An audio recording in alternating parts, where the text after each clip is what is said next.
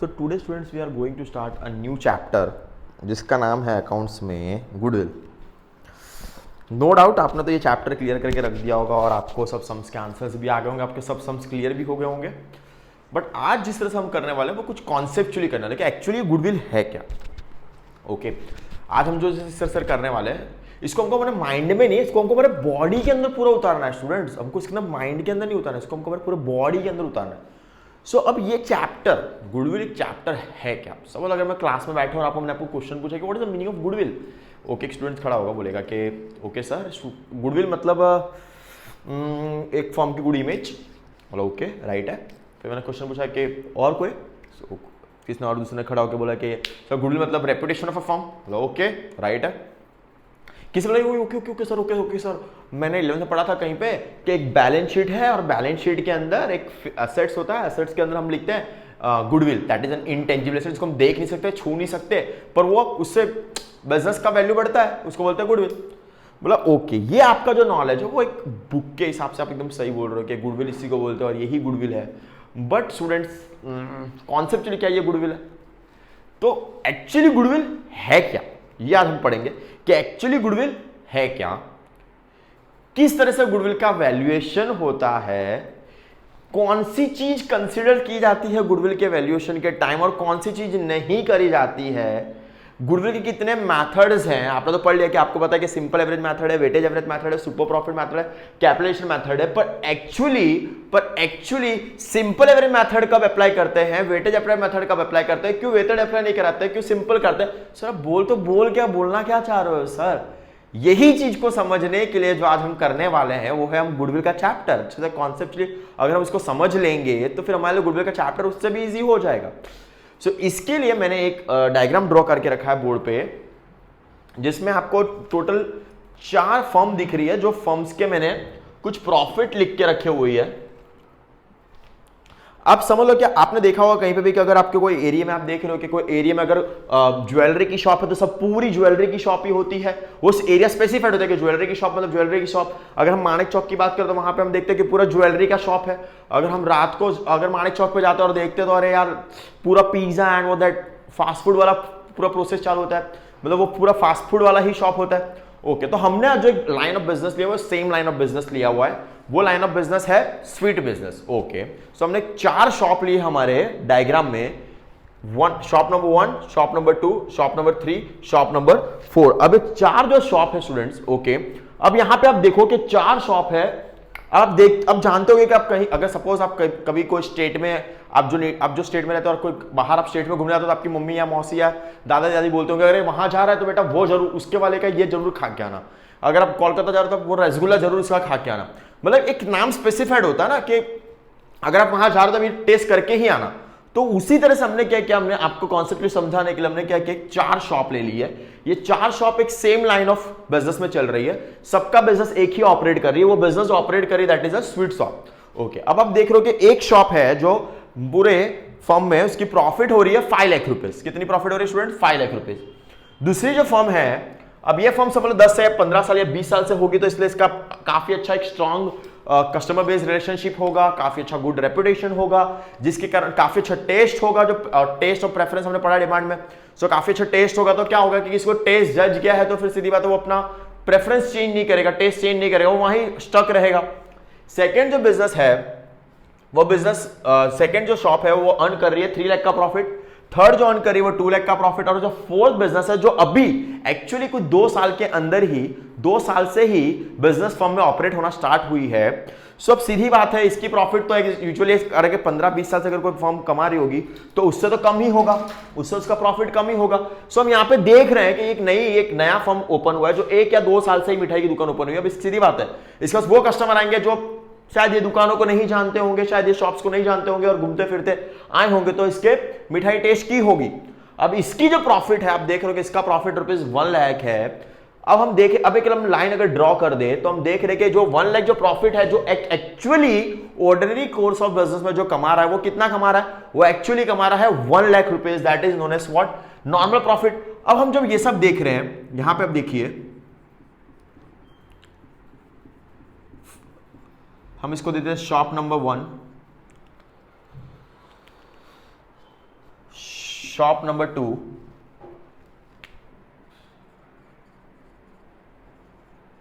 Shop number 3 and shop number 4।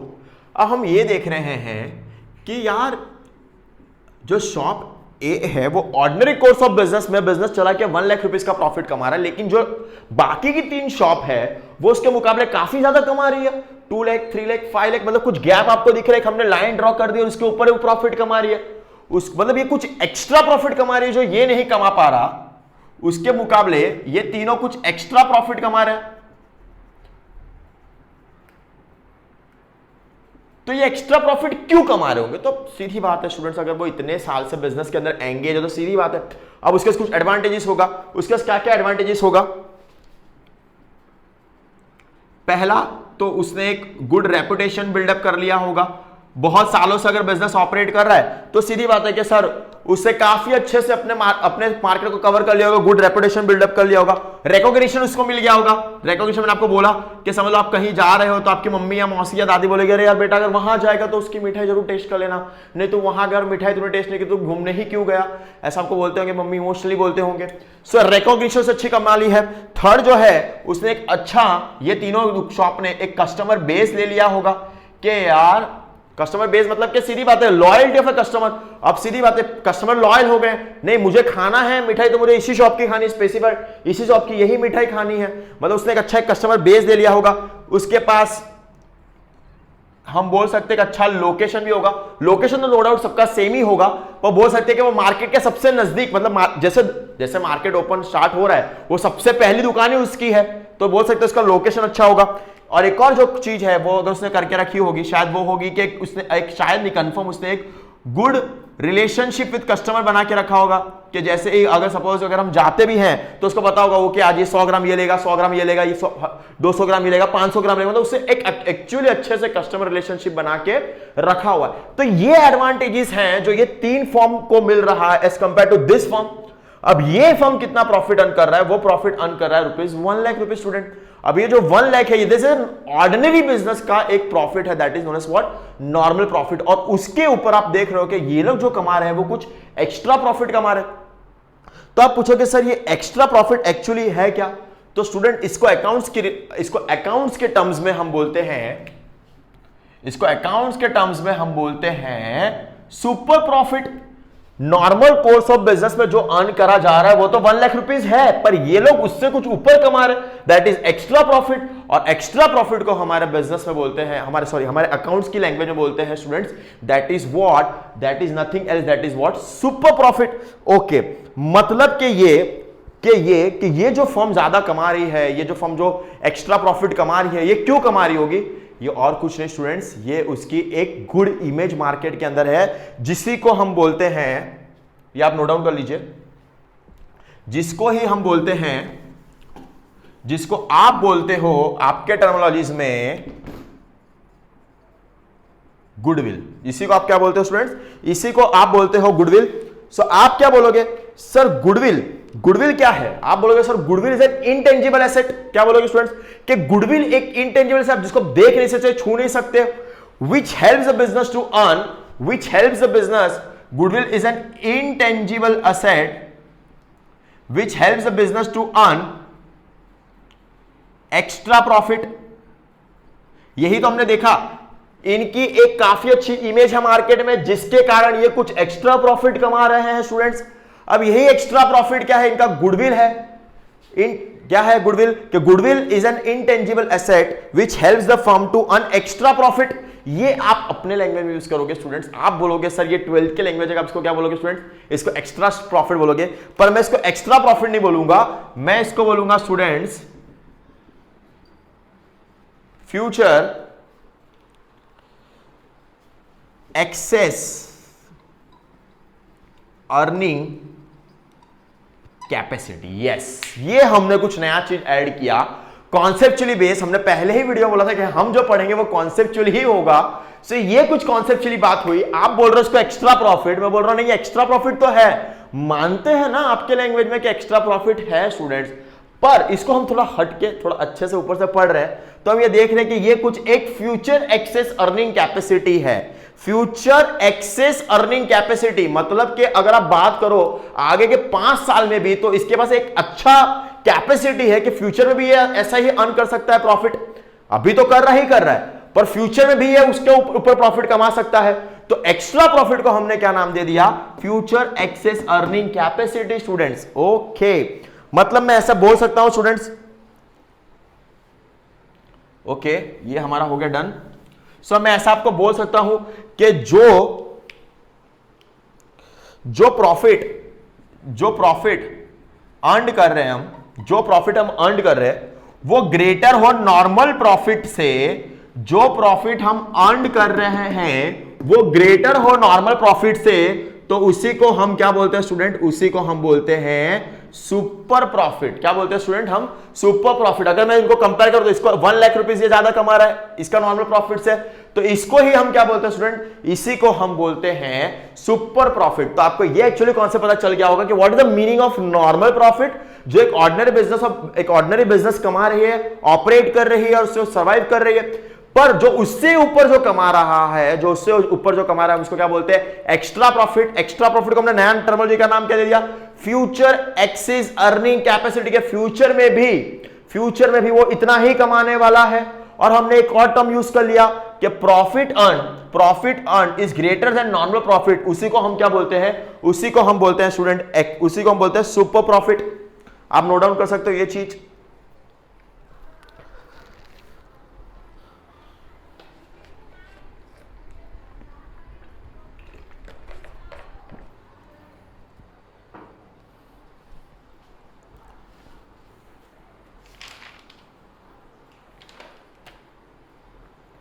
अब जो हम स्टूडेंट्स करेंगे, अब मैं बोल रहा हूं कि गुडविल 2 टाइप्स की होती है। आप बोलोगे सर गुडविल भी 2 टाइप की होती है, मतलब क्या मजाक है सर, क्या चल रहा है, सब चल क्या रहा है सर? मतलब बेटा गुडविल भी 2 टाइप की होती है। तो आप बोलोगे सर गुडविल 2 टाइप की कैसे हो सकती है? मतलब हो सकती है। तो आपने बोला कि ठीक है बताइए सर कि गुडविल 2 टाइप की कैसे होती है। एक जो गुडविल होती है स्टूडेंट्स वो है तो ये सेल्फ जनरेटेड गुडविल। एक जो स्टूडेंट होती है वो कौन सी होती है? Self generated goodwill. और जो सेकेंड जो गुडविल होती है वो है परचेस गुडविल। एक होती है सेल्फ जनरेटेड गुडविल और एक जो होती है वो होती है परचेस गुडविल। अब सेल्फ जनरेटेड गुडविल का मतलब क्या? वो गुडविल जो आपने जनरेट किया बिजनेस से, वो गुडविल जो आपने जनरेट किया बिजनेस से over a period of time is known as self generated goodwill. वो गुडविल जो आपने जनरेट किया अपने बिजनेस से ओवर पीरियड ऑफ टाइम, आपने वो बिजनेस को रन किया, आपने इतना अच्छा कस्टमर बेस रिलेशनशिप बनाया, आपने एक अच्छी ब्रांड इमेज बनाई, आपके कस्टमर बहुत लॉयल हैं, तो वो बिजनेस, अगर इंग्लिश हम बोले तो goodwill which is generated by the business itself over a period of time, जो उसने काफी नाम कमा के, काफी मेहनत करके, काफी अच्छी गुडविल, अच्छी इमेज बना के, रेपो बना के उसने जो कमाई होगी, उसको बोलते हैं सेल्फ जनरेटेड गुडविल। इसको क्या बोलते हैं स्टूडेंट? Self generated goodwill. जो सेल्फ जनरेटेड गुडविल होती है उसको हम रिकॉग्नाइज नहीं करते। बोलोगे सर रिकॉग्नाइज नहीं करते मतलब क्या? रिकॉग्नाइज नहीं करते मतलब स्टूडेंट्स के ये कि उस सेल्फ जनरेटेड गुडविल को हम हमारी बैलेंस शीट में शो नहीं करते। क्या बैलेंस शीट में शो नहीं करते? सर वो तो मेरी गुडविल है, वो तो मेरा एसेट है। अरे हाँ बाबा, मानते हो आपका एसेट है, पर वो तो आपका एक सेल्फ जनरेटेड गुडविल है, वो तो आपने खुद की मेहनत से बनाई है। उसको ही तो बोलते हैं स्टूडेंट्स क्या? सेल्फ जनरेटेड गुडविल, जो बैलेंस शीट के अंदर आप इसको शो नहीं करते। मतलब कि ये कि सेल्फ जनरेटेड गुडविल को कभी भी हम बैलेंस शीट में शो करते नहीं है। यही तो मैंने आपको पहले बोला था कि कॉन्सेप्चुअली चैप्टर पढ़ना है।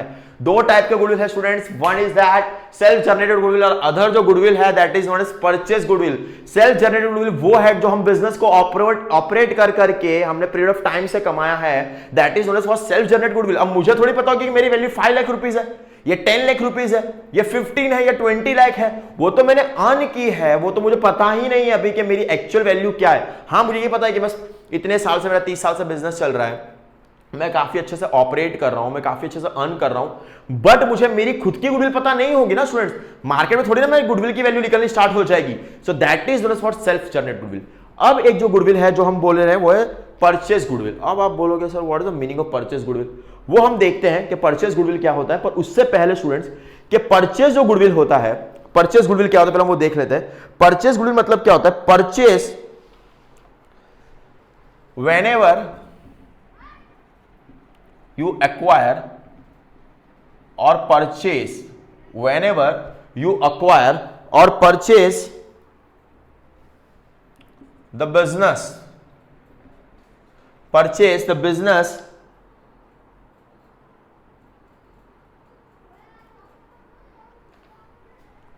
whenever you acquire or purchase the business of any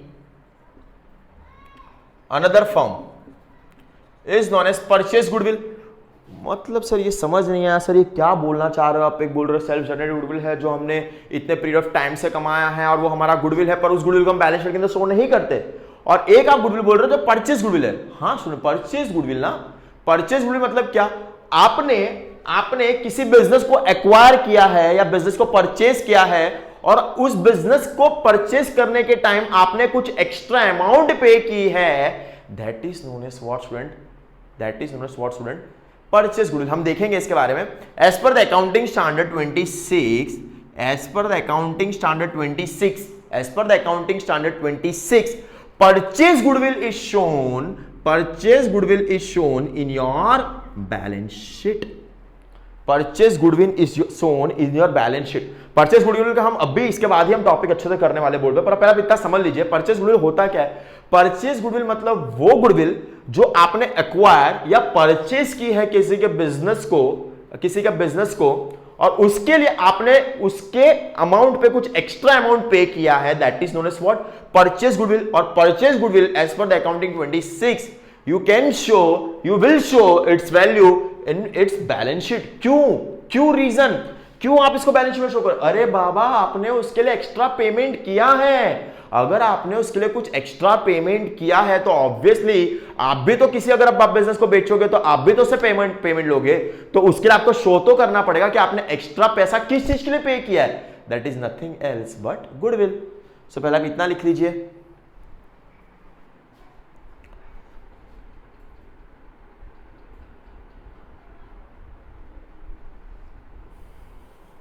अब हम जो एग्जाम्पल लेंगे उससे आपका एक्चुअल कॉन्सेप्ट क्लियर हो जाएगा, आपका एक्चुअल कॉन्सेप्ट क्लियर हो जाएगा कि सर परचेज गुडविल मतलब होता क्या है।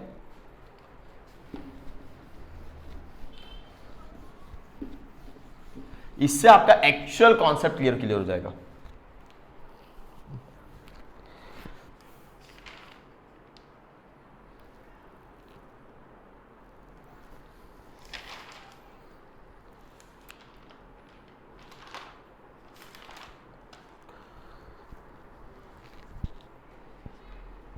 ओके, अब परचेज गुडविल का हम एग्जांपल लेते हैं तो आपके माइंड में एकदम क्लियर हो जाएगा कि परचेज गुडविल होता क्या, सेल्फ जनरेटेड क्यों हम बैलेंस शीट में लगता है परचेज गुडविल लिखते हैं। अब सपोज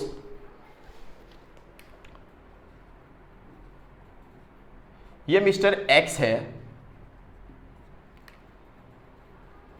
सपोज हम इसको मान लेते हैं ये है मिस्टर हिट ठक्कर और ये एक पर्सन इसका नाम मिस्टर मयंक जैन। ओके, अब स्टूडेंट बहुत ध्यान से समझिएगा, मिस्टर हिट ठक्कर की एक स्पोर्ट्स का एक शॉप, स्पोर्ट्स मतलब क्या, मतलब कि आप बोल लीजिए कि एक he is a dealer, seller, retailer and wholesaler of sports equipments. मतलब ये स्पोर्ट्स में जैसे क्या बैट, कैरम, बैडमिंटन, कॉक, इसका वो सेल करते हैं। अब ऐसा हुआ कि इनको ऐसा लगा कि नहीं अब बहुत टाइम हो गया एंड बहुत 30-40 साल हो गए, मेरा कोई सन बन नहीं है और मेरे को अभी बिजनेस को वाइंड अप करना है और काफी अच्छा प्रॉफिट कमा रहे हैं। ऐसा नहीं कि प्रॉफिट नहीं कमा रहे, काफी अच्छा प्रॉफिट भी कमा रहे, पर इनको ऐसा लगा कि बस अब मेरा सेटिस्फेक्शन, बोलते हैं सेल्फ एक्चुएशन नीड मेरी पूरी हो गई, अब मुझे इसमें अब नहीं करना है मेरे को बिजनेस। सो इनने क्या किया, इनने बोला कि यार एक काम करते हैं, अभी बिजनेस को मैं सेल आउट कर दूंगा।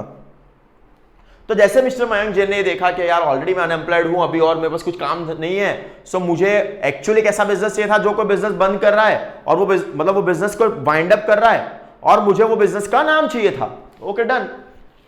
सो अब हुआ क्या स्टूडेंट्स, मिस्टर हेट ठक्कर ने अपनी जो शॉप की प्राइस है, जो अपनी शॉप की प्राइस है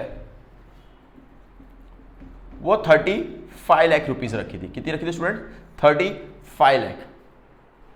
अब इसको हम दो केस में ले लेते हैं, दो केस में नहीं सॉरी, अब एक ही केस में लेते हैं जो आप ज्यादा कंफ्यूज ना हो। अब मिस्टर मयंक जैन आए, चार्टर्ड अकाउंटेंट थे, सब कुछ सही चल रहा था लाइफ में, पर उनको ऐसा लगा कि हमको एक और बिजनेस ओपन करना है और आए और हीट ठक्कर से बोला कि ठीक है हम आपका ये शॉप परचेस करना चाहते हैं। अब सीधी बात, अगर ये चार्टर्ड अकाउंटेंट हैं तो पहले तो उन्होंने क्या निकाला होगा? वैल्यू ऑफ बिजनेस निकाला होगा। आप बोलोगे सर वैल्यू ऑफ बिजनेस मतलब क्या? उनने क्या निकाला होगा? मिस्टर मयंक जैन ने वैल्यू ऑफ बिजनेस निकाला होगा। वैल्यू ऑफ बिजनेस मतलब स्टूडेंट उस फर्म का नेट असेट निकाला होगा। मिस्टर हीट ठक्कर के शॉप का नेट असेट निकाला होगा। नेट असेट मतलब क्या? Assets minus liabilities, asset minus liabilities निकाली होगी। हमको पता है कि असेट से लायबिलिटी जब माइनस करते हैं तो हमको क्या मिलता है स्टूडेंट? हमको मिलता है नेट असेट। नेट असेट मतलब कि और कुछ नहीं, मतलब कि सर आप बोलना यही चाह रहे हो ना, आप यही बोलना चाह रहे हो ना कि कैपिटल एम्प्लॉयड? हाँ बेटा, और कुछ नहीं कि उनने क्या निकाला होगा? Capital employed. किसने? मयंक जैन ने हीट ठक्कर के बिजनेस का क्या निकाला है? Value of business. Value of business मतलब क्या? Net asset. नेट असेट मतलब क्या? असेट माइनस लायबिलिटी, और उसको ही क्या बोलते हैं? कैपिटल एम्प्लॉयड बोलते हैं हम अकाउंट्स की लैंग्वेज में। तो जैसे उन्हें निकाला तो उनको पता चला कि भाई या हित जी आपके बिजनेस की वैल्यू तो 30 लाख आ रही है। नेट एसेट में आपका जो एसेट माइनस लायबिलिटी किया, जो कैपिटल आपका एम्प्लॉयड दिखा रहा है, वो तो आपकी बैलेंस शीट के हिसाब से 30 लाख दिखा रही है। तो आप मुझसे क्यों 35 लाख रुपीस चार्ज कर रहे हो? हीट ठक्कर जी ने बोला क्वेश्चन तो आपने सही बोला। देखो अब ये कॉन्सेप्चुअली बेस आया स्टूडेंट्स। क्या बोल रहे हैं वापस से सुनो। मयंक जैन ने क्या किया? वैल्यू ऑफ बिजनेस निकाला। वैल्यू ऑफ बिजनेस निकाला तो वैल्यू ऑफ बिजनेस निकाल के ये देखा कि जो नेट एसेट है हीट ठक्कर के फर्म की वो तो 30 लाख रुपीस आ रही है, तो आप मुझसे क्यों 35 लाख रुपीस चार्ज कर रहे हो? बोले okay hold on hold on. तो जो ये एक्स्ट्रा अमाउंट पे कर रहा है, ये जो आपका अमाउंट आया वो तो एक्चुअली क्या आया? ये तो आपका नेट एसेट का अमाउंट आया। उसके ऊपर जो अमाउंट पे कर रहा है, उसके ऊपर जो अमाउंट ये पे कर रहा है, मैं बता रहा हूं आपको, एक मिनट, ये हम रब कर लेते हैं। अब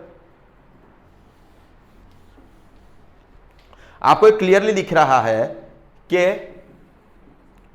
नेट एसेट जो हीट ठक्कर की आ रही है वो 30 लाख है, और परचेस कंसिडरेशन जो मयंक पे कर रहा है, जो मयंक पे कर रहे हैं 35 लाख रुपीस, उसको क्या बोलते हैं? Purchase consideration. अगर बिजनेस को आप परचेज करो तो इसके लिए कुछ कंसिडरेशन तो देना पड़ेगा, that is known as what? Purchase consideration 35 lakh rupees.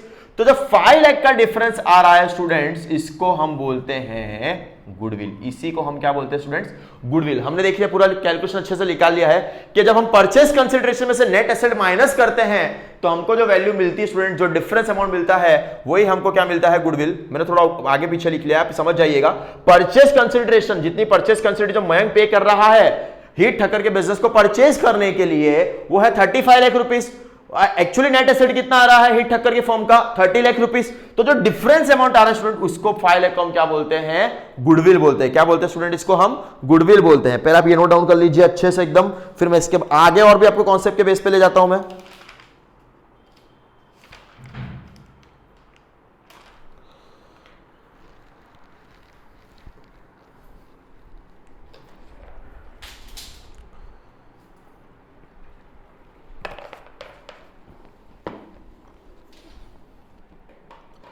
तो स्टूडेंट्स हीट ठक्कर ऐसा क्वेश्चन पूछ रहा है, ओके आपने परचेज कंसिडरेशन 35 लाख रुपीस रखा है, आपकी फर्म का नेट सॉरी मयंक जैन ये पूछ रहा है कि आपका परचेज कंसिडरेशन आपने 35 लाख रुपीस रखा है, आपका नेट एसेट जो है वो 30 लाख रुपीस है।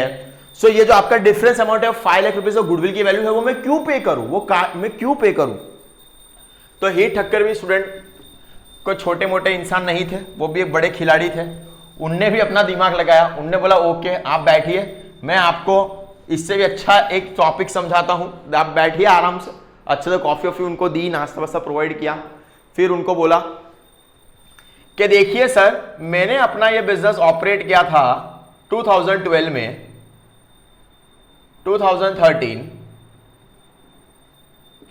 2014, 2015 और आप इसको परचेस करने आए हो 2016 में।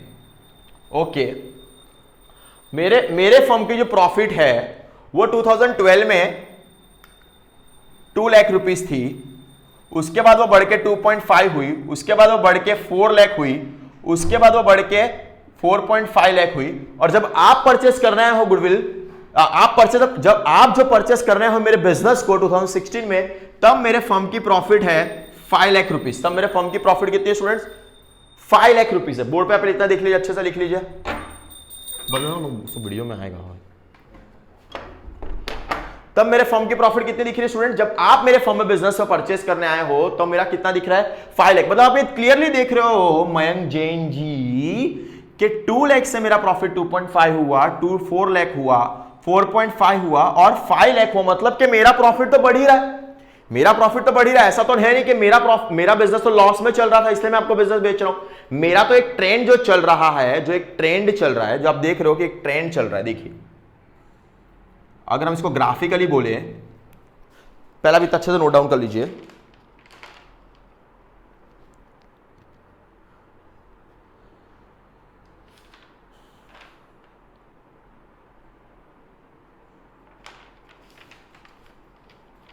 अगर हम ग्राफिकली बोले तो मेरा तो एक प्रॉफिट का एक ट्रेंड चल रहा है, जो अगर यहां से स्टार्ट हो रहा है तो वो इधर जा रहा है। मतलब मेरा प्रॉफिट तो इंक्रीज ही हो रहा है। और ऐसा ही है कि अगर आप जब 2017 में इस बिजनेस को चलाओगे या 2018 में जब बिजनेस को चलाओगे, 2019 में जब अगर मैं बिजनेस को चलाता तो मुझे और भी प्रॉफिट जनरेट होता।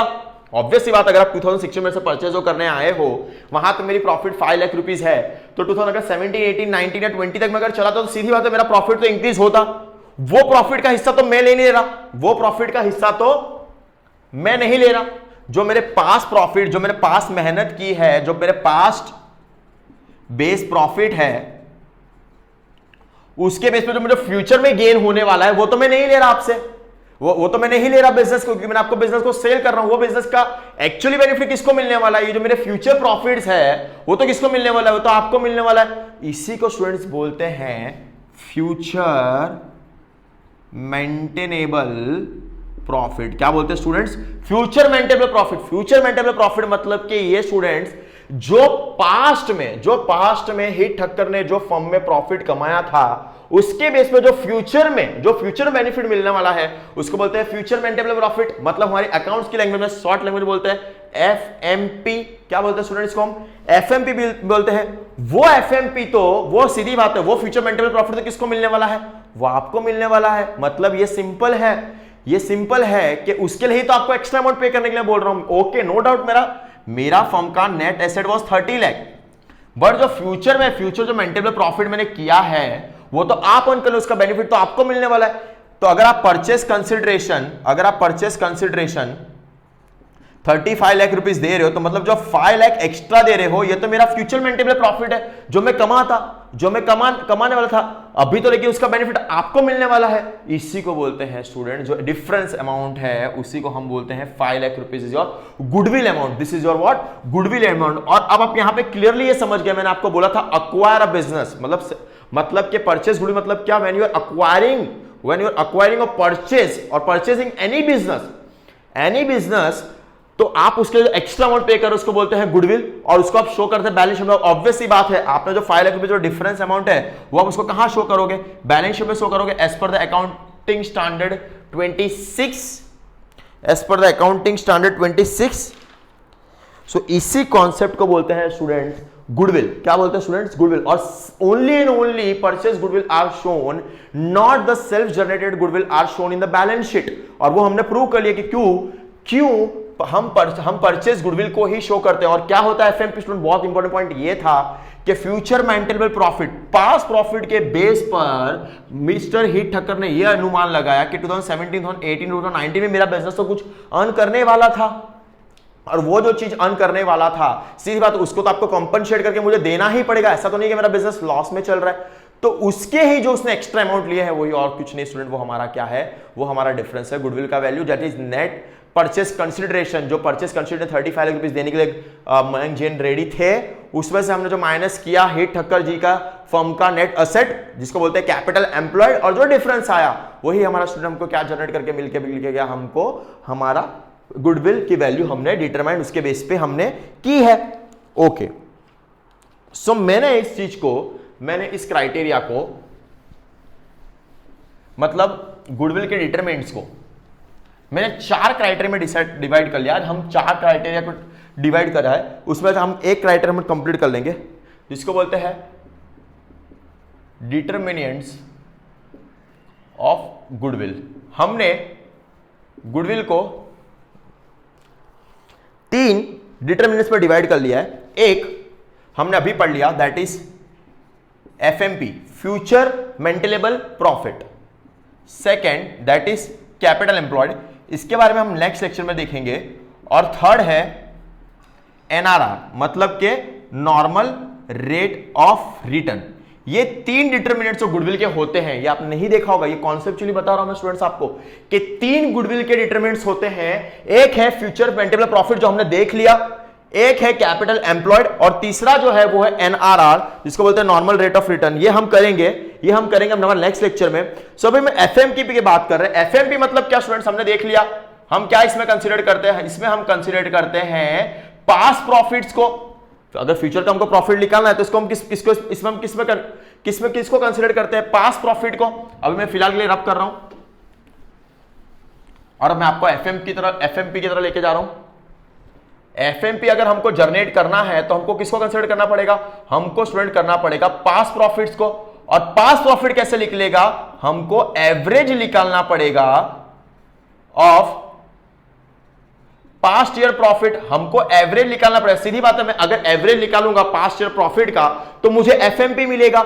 इसके लिए जो हम 2 मेथड का अप्लाई करते हैं, मैंने आपको पहले ही बोला था कि क्यों सिंपल एवरेज मेथड आप अप्लाई करते हो, क्यों वेटेज एवरेज मेथड अप्लाई करते हो, क्यों आप कैलकुलेशन मेथड अप्लाई करते हो, या क्यों आप सुपर प्रॉफिट में अप्लाई करते हो, कब ये सब आप अप्लाई करते हो, यही तो हमको समझना है। अब आपने एक चीज कैच किया कि सर जब हमको FMP निकालना होता है, मतलब कि हमको जब फ्यूचर मेंटेनेबल प्रॉफिट निकालना पड़ता है, तब हम ये देखते हैं कि उसको हम किस तरह से निकालते हैं, हमारे पास प्रॉफिट से। और पास प्रॉफिट को हम कैसे निकालेंगे, average of past year profit से। अगर हमको एवरेज निकालना है स्टूडेंट्स तो सीधी बात है, इसके लिए हमारे 2 मेथड ओपन होते हैं। एक का नाम है सिंपल एवरेज मेथड, तो दूसरे का नाम है वेटेज एवरेज मेथड, जिसमें से आज हम जो टॉपिक कवर करेंगे that is simple average method. Student आपने कभी सोचा भी नहीं होगा, मतलब कि as a 12th standard concept में, कि सर सिंपल एवरेज मेथड क्यों अप्लाई करते हैं, कब अप्लाई करते हैं, वेटेज एवरेज मेथड क्यों अप्लाई करते हैं, कब करते हैं, सुपर प्रॉफिट कब करते हैं और कैलकुलेशन कब करते हैं। सिंपल एवरेज और वेटेज एवरेज इसलिए अप्लाई करते हैं स्टूडेंट्स क्योंकि हमको हमारा फ्यूचर मेंटेनेबल प्रॉफिट निकालना होता है, और फ्यूचर मेंटेनेबल जो प्रॉफिट निकलता है वो हमारे पास प्रॉफिट के बेस पे निकलता है। इसके लिए स्टूडेंट हम इसको अप्लाई करते हैं सिंपल एवरेज मेथड। आज जो हम टॉपिक करने वाले हैं that is known as what, simple average method. What is a simple average method of finding the value of goodwill.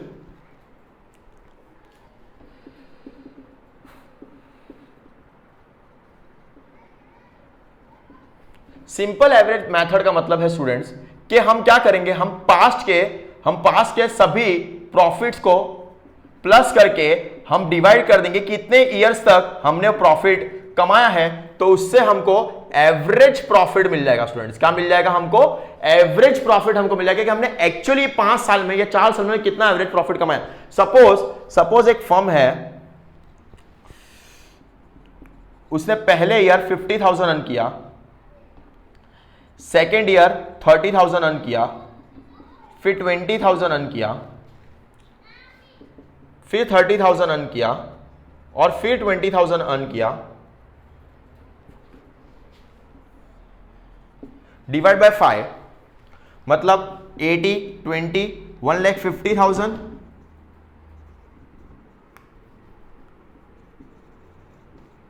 Divide by 5, that comes to an average of 30,000। मतलब ये firm पूरे average कितने earn कर रही है, 5 years का average कितना earn कर रही है स्टूडेंट, वो 5 ईयर का जो एवरेज अर्न कर रही है वो कितना है 30,000। ओके ओके, मतलब अब हमको निकालना है कि अगर मुझे गुडविल की अब वैल्यू निकालनी है तो आपने इस तरह से स्टडी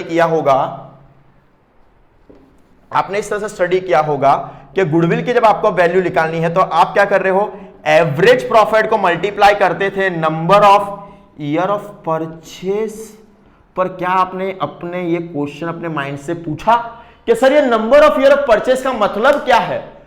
ये number of year of purchase का मतलब क्या है? आपने एवरेज प्रॉफिट तो निकाल लिया कि ठीक है ये फर्म एवरेजली 5 साल में 30,000 का प्रॉफिट कमा रही है, बट सर जब हम गुडविल की वैल्यू फाइंड करते हैं उसका फॉर्मूला है average profit multiply by number of year of purchase. Number of year of purchase क्या है? एवरेज प्रॉफिट तो हमने ढूंढ लिया स्टूडेंट्स, हमने एवरेज प्रॉफिट ढूंढ लिया, 30,000 हमारे एवरेज प्रॉफिट कमा रहा है, but what is this number of year of profit? याद करो स्टूडेंट, मैंने आपको बताया था अगर वो फर्म में हीट ठक्कर ने मयंक ने 2017 जो हीट ठक्कर 2017 में कमाने वाला था, 2018 में कमाना था और 2019 में कमाना था, 3 साल के जो कमाने वाला था वो प्रॉफिट अब कौन लेना है? वो फ्यूचर मेंटल में प्रॉफिट कौन लेने वाला है? वो फ्यूचर मेंटल में प्रॉफिट लेने वाला है मयंक जैन। सो अब मयंक जैन को क्या करना पड़ेगा? उसके लिए उसको कुछ कंपनसेशन तो पे करना पड़ेगा। अब कितने साल का उसने बोला कि अगर हीट ठक्कर ने बोला कि अगर आगे के 3 साल भी अगर मैं इस तरह से एवरेज कमाता तो मुझे इतना मिलता, तो आगे के 3 साल that is a future mental में प्रॉफिट जो कमाने वाला था उसके लिए क्या करना पड़ेगा? उसको कंपनसेट पे कर 30,000 तो उसका एवरेज प्रॉफिट था, पर आगे के 3 साल भी वो अर्न कर रहा था, मतलब कि 90,000 रुपीज जो आपने पे किया purchase consideration that is your goodwill. मतलब कि number of year of purchase जो आपने 3 मल्टीप्लाई किया उसका रीजन ये है कि आगे के 3 साल जो हीट ठक्कर प्रॉफिट कमाने वाला था दैट इज फ्यूचर मेंटल में प्रॉफिट, वो किसको पे करना पड़ेगा? वो पे करना पड़ेगा स्टूडेंट्स मयंक जैन को, और उसी को हम बोलते हैं नथिंग एल्स बट गुडविल। आज जो हमने किया that is determinants of goodwill, उसके जो हमने 3 टॉपिक देखे, एक था फ्यूचर मेंटल में प्रॉफिट स्टूडेंट्स, दूसरा था कैपिटल एम्प्लॉयड, तीसरा था एनआरआर, वो तो हम 2 टॉपिक बाद में कवर करने ही वाले हैं। बट फ्यूचर मेंटल में प्रॉफिट के बेस पे ही आप क्या करते हो? आप उसके बेस पे आप निकालते हो, 2 मेथड को डिवाइड करते हो, that is one is average profit method और दूसरा प्रॉफिट आप डिवाइड करते हो that is weightage average profit method. इसके लिए हम ये 2 मेथड को हम फाइंड करते हैं with the help of future mental में प्रॉफिट। तो इसके अंदर हम लोग सुपर मतलब इसके अंदर सीधी बात है, हम सुपर प्रॉफिट और कैलकुलेशन मेथड को उपयोग इसके अंदर नहीं करेंगे। जब भी कोई फर्म को उसके एफएमपी को निकालना है तो वो फर्म कौन से मेथड से अप्लाई करेगी? या तो वो सिंपल एवरेज मेथड यूज करेगी या तो वेटेज एवरेज यूज करेगी। सिंपल एवरेज मेथड हमने देख लिया, उसमें मेन चीज हमने जो पॉइंट देखा स्टूडेंट वो क्या था? Number of year of purchase. Number of year of purchase का मतलब ये कि कितना हीट ठक्कर ने बोला कि आगे के 3 साल भी मैं इतना कमाऊंगा एवरेज ऑन एन एवरेज, तो वो प्रॉफिट तो आपको मिलने वाला एफएमपी। सो वो एफएमपी के लिए जो मयंक जैन ने पे किया दैट इज फॉर 3 इयर्स के लिए, उसके जो 3 इयर्स का प्रॉफिट था जो हीट ठक्कर कमाने वाला था उसको कंपनसेट करने के लिए जो उसने पे किया दैट इज 3, तो वो 90,000 की वैल्यू स्टूडेंट्स आई, वो थी गुडविल की वैल्यू। This is something students that is known as concept based, मतलब ये इसको बोल सकते हो आपके एक्चुअली कॉन्सेप्ट आपने सीखा है कि क्यों आप simple average method weighted average method use करते हो और कब यूज करते हो, दैट इज जब आप एफएमपी आप ढूंढना है आपको फ्यूचर मेंटल प्रॉफिट, तब आप इसको यूज करते हो student. This is the concept, this is the actual way of determining the goodwill. अभी तो इसके अंदर बहुत कुछ है, हमको बहुत कुछ सीखना है कि क्या क्या चीज गुडविल के अंदर इंक्लूड होगा, क्या क्या चीज गुडविल के अंदर एक्सक्लूड होगा। अभी तो बहुत सारे सेशंस बाकी हैं स्टूडेंट। सो अगर आपको ये वीडियो पसंद आया हो, आपको बहुत अच्छा लगा हो, तो प्लीज प्लीज प्लीज इसको लाइक करिए, इसको सब्सक्राइब करिए हमारे नए चैनल्स को, और जितना हो सके उसको आप शेयर करिए और बार बार ये वीडियो को देखिए, आपके नॉलेज को बढ़ाइए and keep sharing. Thank you so much student.